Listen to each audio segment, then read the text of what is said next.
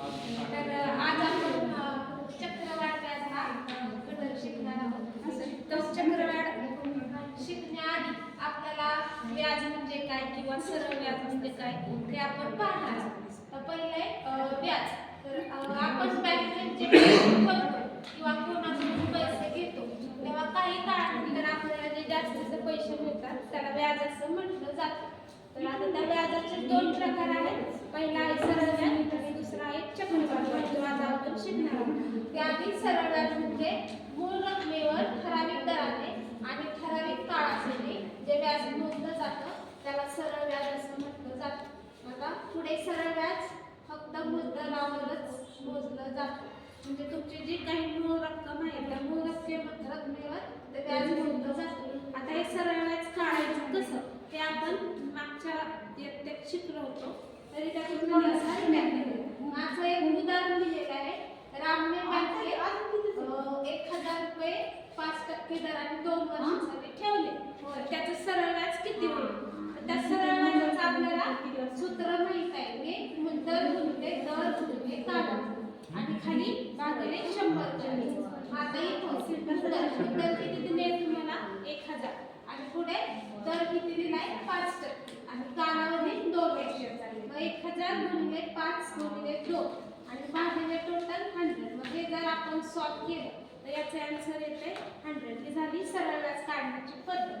आता आज आपण जो घटक शिकणार आहोत चक्रवाढ व्याज ते काढायचं कसं. आता आपण व्याज म्हणजे काय सरळ व्याज म्हणजे काय हे बघितलं. त्यानंतरचा पुढचा प्रकार आहे चक्रवाढ व्याज. आता हे चक्रवाढ व्याज म्हणजे काय तर मूळ रकमेवर तसंच मागील व्याजावर मिळणारे व्याज म्हणजे चक्रवाढ व्याज होय. म्हणजे जे आपण सरळ व्याज काढलं ते सरळ व्याज फक्त आपल्याला मूळ रकमेवर मिळत होतं. पण हे जे चक्रवाढ व्याज आहे ते मूळ रकमेवर सुद्धा मिळतं आणि त्यानंतर ते मागे जे आपल्याला व्याज भेटलं होतं त्यावर सुद्धा मिळतं.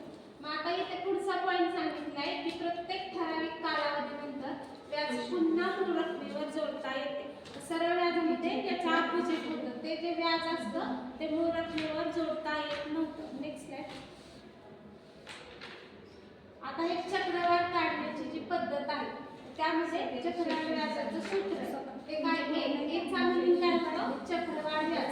त्याचा फॉर्म्युला आहे P bracket 1 r/100 raised to आहे n आणि चक्रवाढ व्याज म्हणजे कंपाऊंड इंटरेस्ट. तो कसा काढला जातो तुम्ही जी चक्रवाढ व्याजाची रक्कम काढली A त्यामधून तुमचे जे काही मुद्दल दिलेली आहे P ती मायनस केल्यानंतर तुमचं चक्रवाढ व्याज मिळतं. त्याच्या पुढची स्लाइड. आता हे चक्रवाढ व्याज काढायचं कसं तर त्याची पद्धत आहे. ती पद्धत स्टेप बाय स्टेप लक्षात ठेवली की उदाहरण सोडवताना सोपं जाईल. पहिला आहे दिलेली मूळ रक्कम ठरवा. म्हणजे तुम्हाला जे काही उदाहरण दिलं जाईल त्या उदाहरणामध्ये काहीतरी मुद्दल दिलेले असते. त्या मुद्दलाच P असं म्हटलं जातं. ती मूळ रक्कम तुम्ही ठरवा. त्यानंतर व्याजाचा दर जो की तुम्हाला टक्केवारीत दिलेला असतो तो असतो R.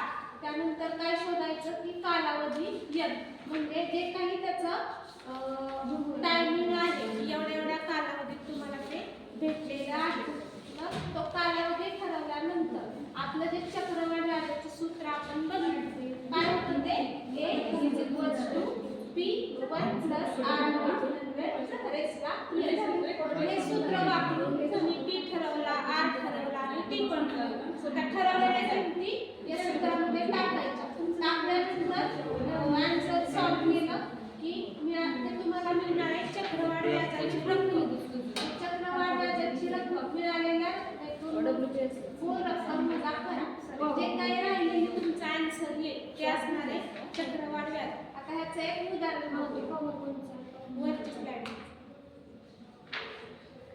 याचं उदाहरण दिलेलं आहे की तुम्हाला मूळ रक्कम दिलेली आहे 1000 रुपये आणि दर दिलेला आहे 10 लाख आणि कालावधी दिलेला आहे 2 वर्ष. मग आता इथं ए म्हणजे काय आपण सगळ्यात आधी चक्रवाढ काढण्याच्या आधी आपण चक्रवाढ व्याजाची रक्कम काढणार आहोत.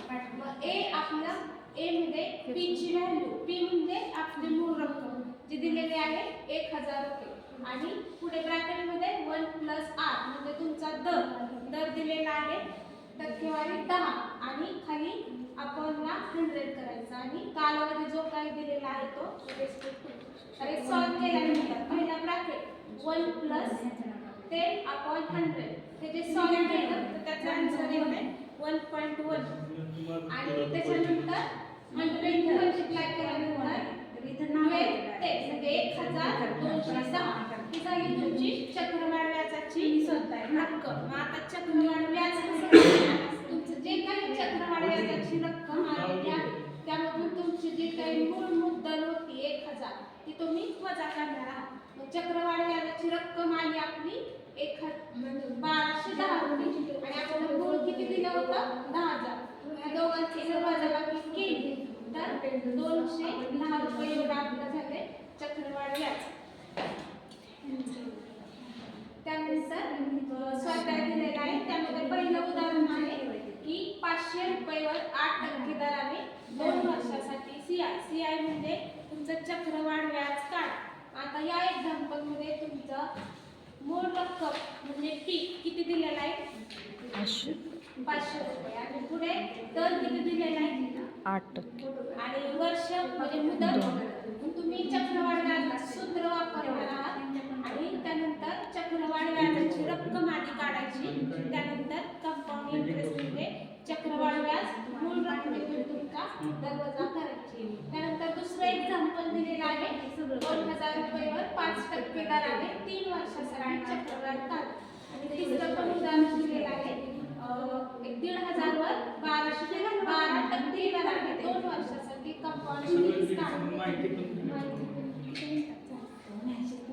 653 समारोप घ्या.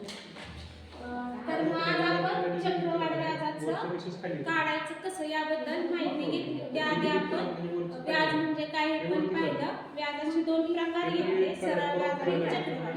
सरळ व्याज कसं काढायचं हे आपण व्याख्या त्याचं उदाहरण पाहिलं. त्यानंतर त्यातला दुसरा प्रकार होता चक्रवाढ व्याज. ते पण काढण्याच्या स्टेप्स कशा आहेत त्याचे फॉर्म्युले आणि हे सर्व पाहिलं. त्याने दिलेला स्वाध्याय देताना करून घ्या. जे प्रश्न तुम्हाला दिले होते त्यातले आपण पहिला होता 500 वर 800 दराने 2 वर्षासाठी सीआय म्हणजे चक्रवाढ व्याज काढा. हे 3 एक्झाम्पल तुम्हाला स्वाध्यायासाठी दिलेले आहेत. त्यातला एक प्रकार आपण एक एक्झाम्पल इथं सोडून पाहूया. पहिले एक्झाम्पल काय आहे की रुपये 500 वर 8% दराने 2 वर्षासाठी सीआय म्हणजेच कंपाऊंड इंटरेस्ट म्हणजे चक्रवाढ व्याज काढा. तर या एक्झाम्पल मध्ये चक्रवाढ व्याज काढण्यासाठी आपण कोणता फॉर्म्युला वापरणार आहोत चक्रवाढ व्याज. चक्रवाढ व्याजाची रक्कम वजा काय करणार आहोत मुद्दल. आता फॉर्म्युल्यानुसार या एक्झाम्पल मध्ये मुद्दल किती आहे टी 2 वर्ष 500 हां. पुढे दर किती दिलाय टक्केमध्ये 8% आणि 2 वर्षासाठी किती दिलाय 2 वर्ष. या एक्झाम्पल वरून सगळ्यात आधी आपण काय करणार चक्रवाढ व्याजाची रक्कम. तर चक्रवाढ व्याजाची रक्कम त्याचा फॉर्म्युला काय आहे A is equal to P into bracket 1 plus R upon 100 raised to N. आपण आता या एक्झाम्पल मध्ये आपण P ठरवला काय आहे R ठरवला आणि N त्या सगळ्या व्हॅल्यू आता आपण एक्झाम्पल मध्ये टाकणार आहोत. ते जर चक्रवाढ व्याजाची रक्कम तर P ची व्हॅल्यू होती आपली 500 ती टाकली फॉर्म्युल्यात 8% दर टाकला 2 वर्ष आपण N टाकलं. सगळं सॉल्व केल्यानंतर तुम्हाला आन्सर काय येईल फायनल 583.2 येतंय. हे झाली तुमची चक्रवाढ व्याजाची रक्कम. त्यानंतर आपण ही जी चक्रवाढ व्याजाची रक्कम आहे ती मुद्दलातून वजा करणार आहोत. त्यात वजा केल्यानंतर आपल्याला पूर्ण चक्रवाढ व्याज मिळेल. आता इथं आपल्या चक्रवाढ व्याजाची रक्कम आली होती 558.2 आणि आपली आता मूळ रक्कम किती आहे 500. ती जर आपण चक्रवाढ व्याज म्हणजे काय चक्रवाढ व्याजाची रक्कम वजा मुद्दल करणार आहोत. मग आता जे आले तुमचं 583.2 वजा 500 करा केल्यानंतर काय 83.2 83.2 आलं ते काय झाली तुमची चक्रवाढ व्याज ते झालं तुमचं चक्रवाढ व्याज. आता याचप्रमाणे जे दुसरं एक्झाम्पल आहे, 2,000 रुपयेवर 5% दराने 3 वर्षासाठी कंपाऊंड इंटरेस्ट काढा म्हणजे चक्रवाढ व्याज. त्यामध्ये पीची व्हॅल्यू काय येणार आहे? 2,000. पुढे आर काय येईल? 5%. यांची व्हॅल्यू काय येणार? वर्ष तुमचे 3 वर्ष. मग आता चक्रवाढ व्याजाची रक्कम ते सूत्र वापरून आधी रक्कम काढा, त्यानंतर चक्रवाढ व्याज काढा. त्यानंतर तिसरे एक्झाम्पल आहे रुपये 3,000 वर 12% दराने 2 वर्षासाठी चक्रवाढ व्याज काढा. मग आता यामध्ये तिसऱ्या एक्झाम्पल मध्ये पीची व्हॅल्यू काय आहे? 1500. आर काय दिलाय? 12. दर. आणि वर्ष किती दिले? 2 वर्ष. सगळ्यात आधी काय काढणार? चक्रवाढ व्याजाची रक्कम. त्या आलेली रक्कम तुम्ही वजा करणार. वजा करून चक्रवाढ व्याज काढा. अशा प्रकारे दिलेला स्वाध्याय उद्या पूर्ण करा. करतो.